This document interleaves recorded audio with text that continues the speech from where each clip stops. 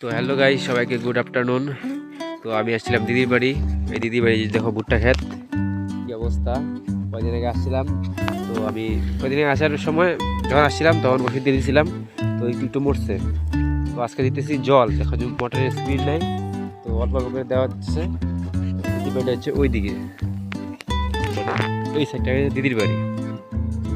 তো আমি আসছি এখানে, ভিতরে দেওয়া হলে পরে ওইদিকে আছে, ওইদিকে দিব। তো একটু কাজ করি বাড়িতে, একটু মানে একটু ফাঁকা ছিলাম, পাশে বললাম দিদির বাড়ি ফাঁকা মানে ইসে খুব সর্দি আর কি। কথা শুনে বুঝতে পারতেছো, কথাটা খুব মোটা, আওয়াজটা খুব মোটা। তো আসলাম, একটু ঘোরাও হয়ে গেল, আসলাম দিদির বাড়ি। তো যাবো কালকে সকালে আবার। আসে বললাম এই যে আলিটা বানাইলাম, ছোট আলি এমনিতে বানাইলাম। আজকে রোজ ডে, তাই এখান থেকে সর্ষে খেতে ছবি তুললাম, ফেসবুকে পোস্ট করলাম।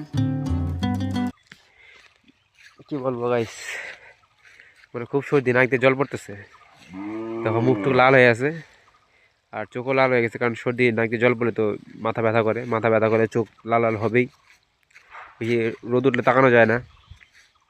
তো আসলাম এদিকে, প্রকৃতি দেখো, এদিকে বাঁশঝাড়, এদিকে সুপারি বাগান, এদিকে বাঁশঝাড়, ওইদিকে পোলট্রি ফার্ম, ওইদিকে পোলট্রি ফার্ম, ওই থেকে আনছি জলটা।